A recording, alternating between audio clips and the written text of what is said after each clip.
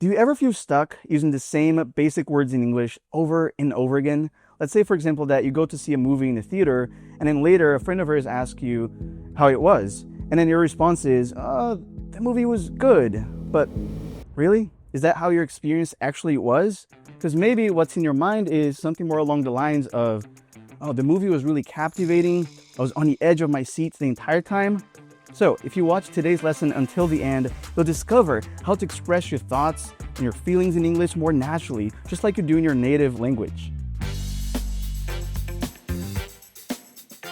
So I have with me here today the CEO of RealLife English, and you could also say that he's the final boss of understanding natives, because really, if you can follow him, you can pretty much follow any native speaker. You're not going to be scared of any native speaker when you speak with them. So Justin, how's it going? It's going pretty good. Great to be here. When you say final boss, right? It's kind of like a wordplay there. What does that actually mean? The final boss, like in a video game, in like Mario, for example, you have Bowser, which is the final boss there. But if you haven't played any video games, maybe think of Thanos from the Avengers or Darth Vader in Star Wars. Those are the biggest villains in those stories. And at the end, the hero faces those villains, right? So Justin's not a villain, but you can view him as this final boss that if you overcome this challenge of understanding Justin, you're good to go with pretty much any other native speaker, right? Yeah, an interesting example, because you might say like, oh yeah, overcome the villain. People might not, they probably won't understand you. You're going to have to explain it. But if you say final boss, that hits a spot. It's going to communicate, right? Yeah, hits the spot. Yeah. What is that? Hits the spot means to really, to be very granular, to be very direct and precise in your aim of something. So Justin, let's get straight to the point. Why is it that most intermediate learners suffer from this issue of always using the same basic level words like good, bad, nice? Like the example I gave in the beginning, like, oh, it was a good movie, but you have so much more they experienced there, and you're just not able to articulate it so well. What does that happen? Because it's what you have. It's the best way to communicate at the beginning, right? Or intermediate level, right? You haven't acquired the tools, so you got to do the best of what you have, right? And this is important. Right? You got to get out there, make mistakes, just get through that process of just feeling like I'm not at my best right now in my communication. But then through that desire, right, you get better. You live your English, you consume more, you study more, you learn more, right? And then you develop more nuanced communication, more nuanced in the sense of like more precise, right? No, that's the nuances. Nuanced. Yeah, nuanced in anything, right? You start off and you have the general shapes of things, right? But it's like kind of low fidelity. Like you're seeing through a picture, but it's like it's not very precise and exact, right? So you're seeing the shadows, but over time it becomes high fidelity, right? It becomes much more just like any expertise, any area, right? The more you learn, the more precise you can be, and the more surgical, right? Yeah, surgical. I think this is a Brazilian word, actually. I think it's filtered into my English. I don't know if we use this so much in English, but yeah, it makes sense, right? Yeah, surgical is precise, exactly that. Like a surgeon is very precise, right? Exactly. But there's actually a meme that I remember. It's really funny, and it reminds me of this situation where in your mind, you have all this beautiful way of speaking, like you have all these things that you wish you could say, but when you actually open your mouth to speak, you don't know exactly how to articulate all those feelings, all those thoughts, right? And the meme is, guys, if you're on an app, you can see the actual image that I'm talking about here, but it's like a dinosaur. The drawing of a dinosaur on one side that looks like a child drew it. And it's like how I speak, and on the other side, how I think, which is like a beautifully drawn, like an illustration of a dinosaur. And it's pretty much what happens, right? So how do you develop the capacity to express yourself more clearly, to go from low fidelity to more high fidelity, as you were saying? Get your hands dirty, right? Get your hands dirty. What does that mean? So if you get practical, if you go and do something yourself and you're just, again, getting practical, your hands are going to get dirty, right? Like most activities, like, I don't know, gardening or doing the dishes. What does that mean? It's like there's even another phrase, like rolling up your sleeves, right? Why do you do that? Because your hands are about to get dirty.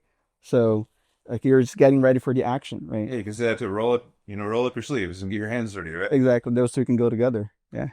And go together. Nice connected speech there. Go together. Go together. So the T there in the middle becomes ra ra ra, sound like a flap T, go together. But anyway, I was asking you, what's a good way for one to start developing this more rich vocabulary? I think one way is this concept. I think we talked about this on here before, but I like this term. I say to be a vocab connoisseur. This is what we say. So a vocab connoisseur. So connoisseur, I think it comes from French probably. Probably. Connoisseur, and I think like in Portuguese is conhecer, in Spanish is conocer, right? But conocedor, right? So to be a knower of something. But a knower, yeah. But you sort of, you get to know the nuances of something, right? So a wine connoisseur, I used to work at a restaurant as a waiter, and I didn't know much about wine, but we would have wine tasting, right? Wine and cheese. And so we'd, have my notebook with me, taste the wine, smell it, because my palate hadn't been developed, right? Everything hadn't been developed. So I didn't really have the sophistication of my taste, right?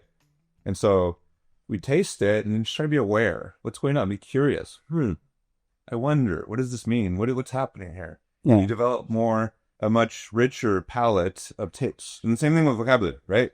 But the difference is I didn't have like another language to show me my wine palette, right? But, different people have different linguistic abilities to communicate and be articulate and say many things and education levels and everything. So you don't need to be perfect, right? Everybody has their needs, right? But yeah, I think a lot of people want to really reach the point where their ability with the language they're learning mirrors the way they communicate themselves in their native language too, because this is the way you think, right?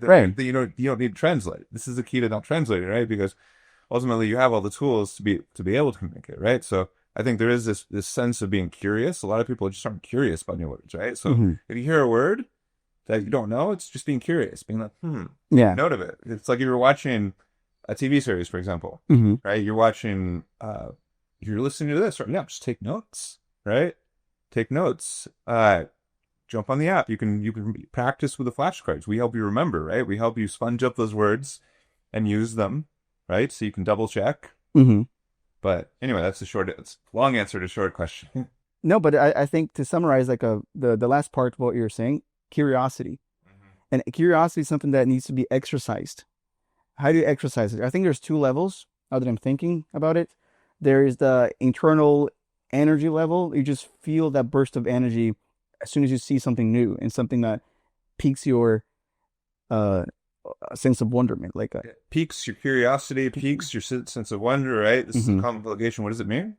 It just is a peak like to look through, right? This is a word like peak. Yeah, right? This probably comes from French too. Like if you see the spelling, right? It's not exactly English, but the pronunciation is the same. It's just like there's a sudden peak, like if you imagine a graph, like it just like you pique my curiosity, right? There you go, yeah. Because like it gets your attention, it catches your attention, right? So when that happens, you've sensed that. So it's the first level of curiosity, I would say. And then there's a second level, which is like you do something about it. Because if it just like it's just interesting, and it piques your curiosity in a way that you want to do something, but you don't do anything about it, you're never going to really get there. And this makes me think of the real life way, which is our methodology for learning English. When you talk about activate your English, which is a superpower that any person can develop. There's two sides to it. There's curiosity, be curious. So that's just like that sense of wonder for, new word, right? New sound. And then two, deliberate practice.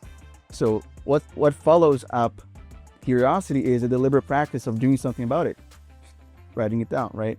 For example, now we say like the two, like we're ninjas learning languages, right? So the two ninja swords, you have one sword over here that you pull out. This is like connected speech, right? Hearing the musicality of language, right? Yeah, that's why I said sound. Like if a sound catches your attention, not just words, right? But the way they're pronounced, and also word chunks, which is multiple words, right? Yeah, word chunks are sort of the bridge between the two, right? But then the vocabulary, collocation, because it's like, ultimately, if you use the right word, like you said, final boss, right? Or the edge of my seat. You can say the edge of my chair, but probably a native speaker might have to pay a little extra attention to be able to process it a little bit, to process it. It might actually be harder for them because they're used to hearing the edge of my seat, not the edge of my chair, right? So it's like, it's important to say the right thing because people are listening, they're trying to expend as little energy as possible, right? So you want to get the collocation right, the way the words fit together, right? And probably like other things that we talked about as well. That's true, yeah. Now, even in the phrase edge of my seat, the way it's usually pronounced, it's not edge of my seat, right? There's connected speech there. It's a word chunk, edge of my seat. Edge of my seat. And this is actually why people struggle to understand me sometimes. I think I need to speak more clearly. I speak kind of fast, and sometimes mumble. I kind of trip over my words. So I apologize for that. But what is that, by the way? To trip over your words? Trip over my words? Yeah, when you're speaking really fast, blah, blah, blah, blah, right? So trip, right? Somebody might trip and might be walking. And like, and fall, right? Because you lost your balance. Exactly. Yeah. But it's figurative in this case. Nice. So to summarize what we were talking about here, there's these two ninja swords, right? And it's important to pay attention to both to have that sense of curiosity for both.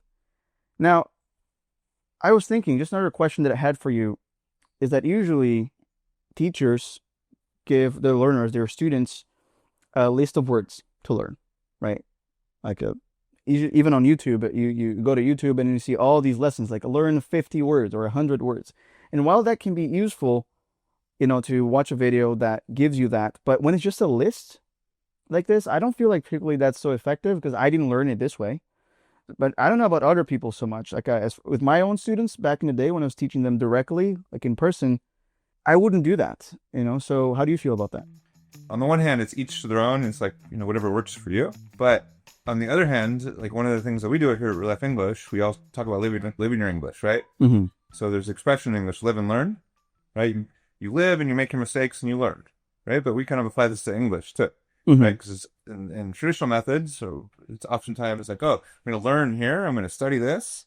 Someday I'm going to apply it. Someday. And so it's like always pretty in the future, but never worked. That never works, right? For English, at least. Yeah. So it's like we say, live your and connect it to the things that are fun, natural, convenient, right? So as you're doing it, you might be watching a TV series, you might be talking to somebody, listening to a song. There's a gap. You don't understand it. You want to understand it. So you learn it in that moment. And it's going to stick, much more likely to stick, right? It's going to be much more effective in this way. So, just to give an exaggerated example, when I was a kid, I studied Spanish in high school and it wasn't very meaningful. I learned it in a very traditional way and I wasn't very successful. And I bought a dictionary and I was like reading the words. This is just a really exaggerated example, right? But I failed miserably. Yeah, it's not very distant from what usually happens, right? And you just said you failed miserably. Yeah. Nice word there. Miserably comes from misery, right? Yeah. What is that, to do something miserably or fail? Yeah, it's a collocation, so those usually go together. I failed miserably, right? I just failed in a way that was like really painful or more obvious, right? Yeah, it just emphasizes failing, but adding pain to it almost, right? Exactly. I wasn't getting my hands dirty with Spanish in this case. I was just memorizing a list. If I would have got my hands dirty, I would have engaged in the culture, like started listening to music or something, just been curious about the lyrics and really learning in a different way. Yeah, versus learn and someday live, right? So that's a mindset that I think is very important to cultivate. Because if you don't do that, you're just going to fail, and maybe miserably, right? If it's important to you, if English is important to you, because that's going to be, what's in between you and a better life for any reason. Maybe you want to move to another country, you have a job that you just want to, career they want to pursue, and you need English for it, and you keep failing, that just sucks. Now, one way to start overcoming that is by living and learning, right? It may be painful, but it'll just be satisfying, I think, to be using your English already. As we say in the intro of this podcast, to be using your English as a doorway to your greatest life. Oh, yeah. Right. So yesterday we were talking, Justin and I, I'm visiting Justin here in Florianópolis, in Brazil. And we were talking about critical mass listening. You're introducing me to this concept, which is actually a concept that I was already familiar with, but it's nice to give it a name. So can you tell us a little bit about that? Because I think that has a lot to do with this. Yeah, I've been talking about this for a while. I'm looking for somebody who listens to me about it. Because it makes a lot of sense. Basically, it's like when you learn a language, right, up until you get to the point where you're like intermediate level and you have a solid level of listening comprehension. It's like a puzzle, right? Mhm. Putting together a puzzle, right? The different pieces of the puzzle, and there are pieces missing, right? And if you have too many pieces missing, it's really hard to see what's going on in the puzzle, right? You're not going to understand it. It's going to be confusing. It's not going to be very enriching. Like if your comprehension of what you're listening is like 40%, 30%, right? Basically, in other words. Exactly. So, but there comes a time in your learning journey, which if you're listening to this and you get value out of this, you probably are close or around this point. But you've reached the point where it's like you have enough of the pieces of the puzzle that you're starting to get the general idea of what the picture says, what it communicates, right? So you have a general idea, all the other pieces missing. But you can start learning the definitions or the meaning of the words that are missing, the missing content here, based upon the context, right? So you understand enough where it's actually entertaining, it's fun, and you're able to do more of it. So it's like, first of all, you learn by context more, right? You do more of it, so you accelerate the process, right? Fluency just goes up. It's like learning English through English, right? Exactly. You're learning translation anymore. This is living your English, right? Actually, now that you say this, I can give one very clear example. In this conversation that we're just having, it happened. So to fail miserably, there's a very simple way to put that with basic words. They just put those two together and it becomes more clear. It's like fail plus pain, failing miserably. But if you don't know that particular collocation, when you express yourself to somebody else and you just say, oh, I failed or I didn't do well. But internally, like you have just something else that you're feeling, that you're thinking, that you wish you could say. But just because you don't know exactly that particular collocation, you're going to fail miserably in doing that.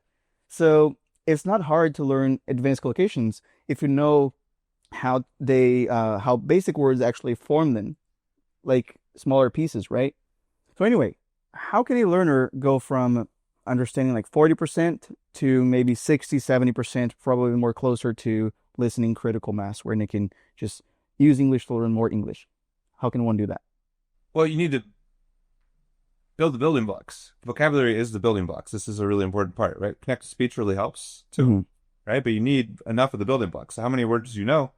How many pieces are missing, right? I think if you're really a warrior, right, you can go and get the transcript and just understand every word and spend like 20 hours. I've done this before, like reading, like, by the way, The Alchemist of the Accent, the Accent Alchemist, right? I read The Alchemist, right? I read all the books by Paulo Coelho, Portuguese. Yeah. No, in Spanish, actually, I read them when I was learning Spanish. But I used to go through and just like have so many words on the margin, right? Just like define everything. So if you're a warrior, you're going through, you can just define everything. And you start learning, right? But it takes a lot of effort. It takes a lot of effort, especially when you're doing that. It's not so fulfilling for a lot of people, right? So or you can go about it other ways. Music is really interesting because it's a way to enjoy it, right? And you have the rhythm, and it's repetitive, right? Yeah. Or you can like focus on certain niches of vocabulary as well. That's it. Like you can let your attention guide you as well, right? You don't need to obsess over everything because you're going to be stopping a lot. And there's a nice balance between living your English and activating your English. So we say that these are superpowers of the best learners, right? So it's a lot easier to learn English by immersion. We're getting immersed in it, which is like when you live it. Now, how much activation you're going to add to this equation, it's up to you, right? What does up to you mean? And if it's your choice. It's your choice. There you go. Yeah. And you'll make progress, and you'll make more progress the more activation you have, but then it kind of, detracts you from all the fun and enjoyment a little bit, I would say. Yeah, it's nice to get these little pieces of fun, right? Yeah. As you go, like, again, live and learn. This is really interesting. And then learning, right? It's like you can go download the app right now and practice the flashcards, right? Yeah. And it's like all these words, this huge ecosystem of vocabulary that we're teaching right now. You can just go, practice, learn, and words come back. We show you exactly when to learn it, right? Through spaced repetition. Exactly, which is a great tool, by the way, for this, right? Yeah. Because we're talking about activation, and the thing is that in order for you to expand your vocabulary, you're going to need to see these words again and again in order for them not to just, fall behind and not to. It's so key. It's so key that, because the thing is, if you just leave it to random chance, right? You learn this word, you learn that word, but how long before you hear it again? right? If you're living your English, if you're immersing, if you're watching and listening and doing all this stuff, maybe it's sooner rather than later, but you can systematically program yourself to learn these words so that you sponge them up. You don't let them get through. It's like picking up sand, right? There's so much vocabulary, but if you just let it go through your fingers, you're never going to learn it. It's the most frustrating thing in the world. You hear the word again later, and it's like, wait, I learned that before, but I didn't really learn it. I heard it, I sort of learned it. That's short-term memory. It's a very good metaphor. I didn't make it part of my long-term memory. Yeah, very good metaphor, because like it makes me think like on the app. It's not just promotion, okay? Like we build this app exactly because we identified exactly what learners need, right? We have learners on the team as well, so we're like scratching our own itch, like in a lot of ways. What does that mean, to scratch your own itch in this case? Solving your own problem, right? Exactly. So we know that this helps people learn English and also live a better life, right? But by learning English, and on the app, we give you a bucket for all that sand, right? So you don't lose it. Like you may go through your fingers, but then you're not losing that. So when I first started like actually learning Spanish, I was backpacking through Mexico. I was spending a lot of time there, and I created these flashcards, like these stacks. I had just flashcards, like thousands of these flashcards, these like little cards, and they were in my backpack. And I remember, it was interesting. I studied them. I remember exactly when I learned them. I remember the exact moment, the person I was with. A lot of them were bad words too. And it's just amazing. Like that was the method. Now it's like technology comes along later, and it's like all of a sudden you don't need to manually handle that process, right? You don't, because it's like you might have like stacks of vocabulary items that you study, and it's like, oh, table, mesa, right? And that is Portuguese, right? Or Spanish, right? Exactly. And yeah, and they said all of a sudden, like that happened, right? Yeah. Technology. So what does that mean? Like all of a sudden? All of a sudden means at once, right? So now you can use a program, right? It's going to show you exactly when you need to learn it just before you're about to forget it. From one moment to another, maybe overnight, right? So you systematize the process, right? Yeah. Just looping back around to finalize this point, you talked about like memorizing a list of vocabulary, right? You can do that. Great. You're going to memorize, you're going to put it in short-term memory, but really, are you going to remember forever?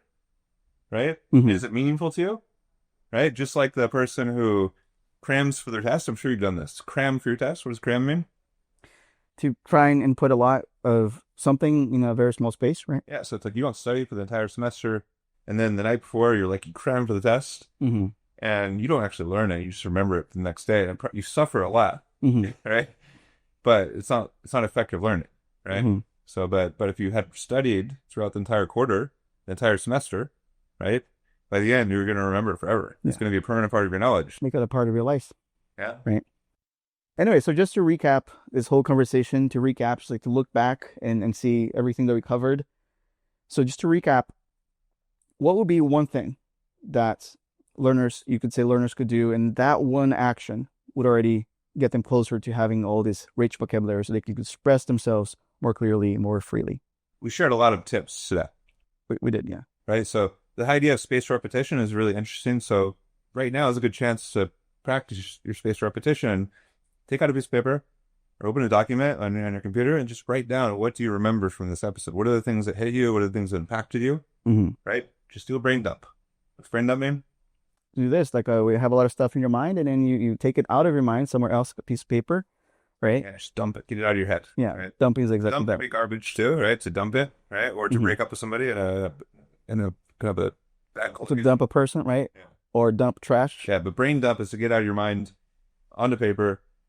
Just do a brain dump, get it out, and it's always good when you learn stuff, you go through an intensive learning experience over a lesson. If you want to remember it, just get it out of your head, get it, externalize it, put it on paper, and you can talk to other people about it too if you want. Like whatever you're learning, it's good to talk with other people about it. So do a brain dump, get it out, structure your knowledge. Right, this is the first step of spaced repetition. Right, you're actually testing your knowledge of how much you remembered. Right, you can go back and listen to it again if you want.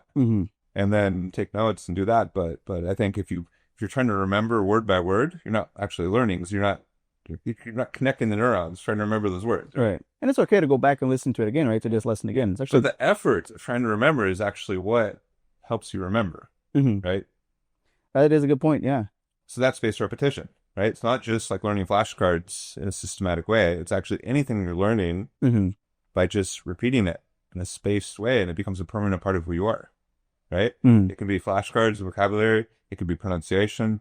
It can be concepts, ideas that you're learning in your life. You know, not even just English, whatever you do. Yeah, I see. Like, I think we always go back to this ultimate tip of make it a part of your life, make it a part of your day, you know, of your lifestyle. Because if you do, you're making sure that you'll see it again, you know, because, you know, if it's not something that you're doing just occasionally, if it's part of your day, then it's guaranteed, right? You'll see it again. Now, if you have systems like a spaced repetition system, it's even more guaranteed, as I said, that you will see it, right? And what you guys said in the, I don't know if you actually mentioned this, but you talked about the lesson on you talked about atomic habits and James Clear and his work, but quote I really like, I know you like it too, is that we don't rise to the level of our outcomes and goals, right? We fall to the level of our systems, right?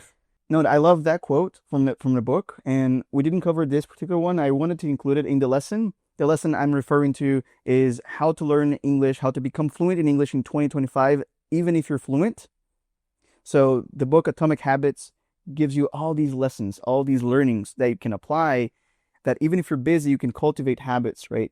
And become more fluent. Now, this is a great one that shows you the importance of cultivating habits, even if it's small habits, because then it's all going to become a part of who you are.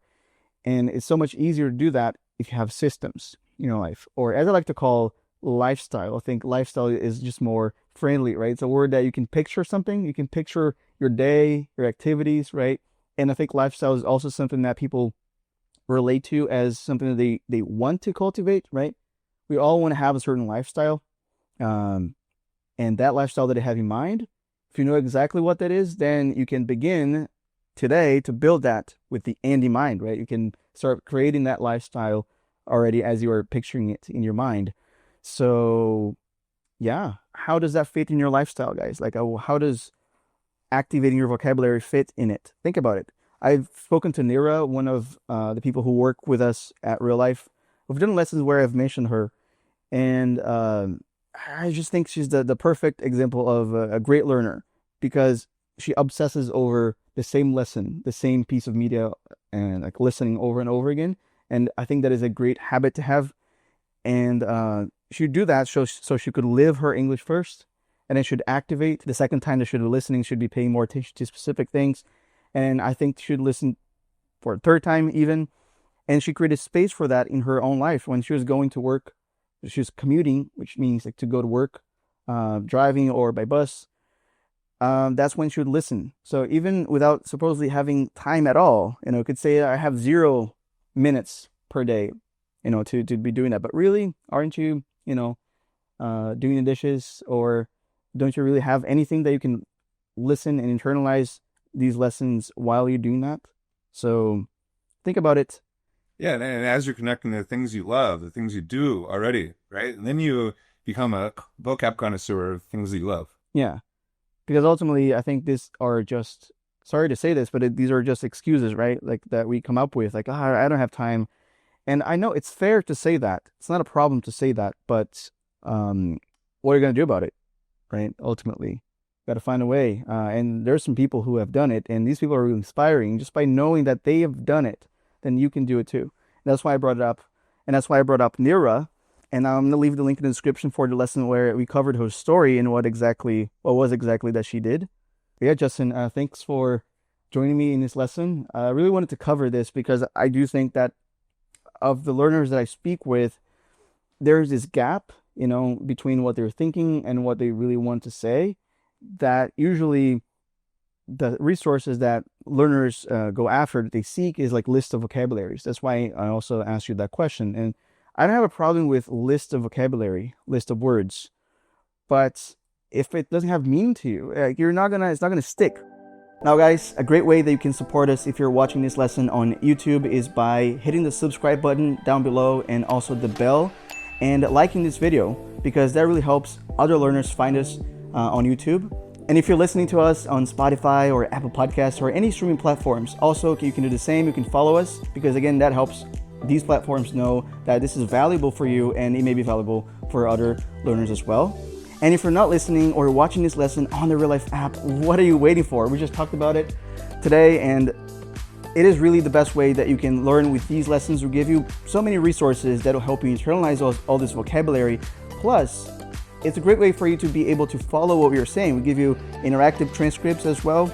So we're gonna leave the link in the description below. As I said, you click on that and it'll take you straight to the lesson over there, so you can start immediately practicing all the vocabulary, all the advanced vocabulary. You can also search for Real Life English on Google Play or the App Store. That can get you there too, but the link in the description will take you straight to the lesson. So again, thanks Justin. It was really amazing. I was really wanting to do this lesson with you, and I hope to do more lessons in the future. And thanks to all of you guys as well. And guys, remember, as we always say on this podcast, that no matter what divides us, that which unites us is far greater. 1, 2, 3. Yeah. By now, you should already know that words in English, they often don't sound the way they look. That's why we call English a non-phonetic language. For example, the word Wednesday. If you read it the way it's spelled, it would sound like Wednesday. But in reality, it's just 2 syllables. The way you pronounce it is simply Wednesday. Wednesday. Same thing with the word business. It's not busyness. It's not business either. I've heard that too. It's business.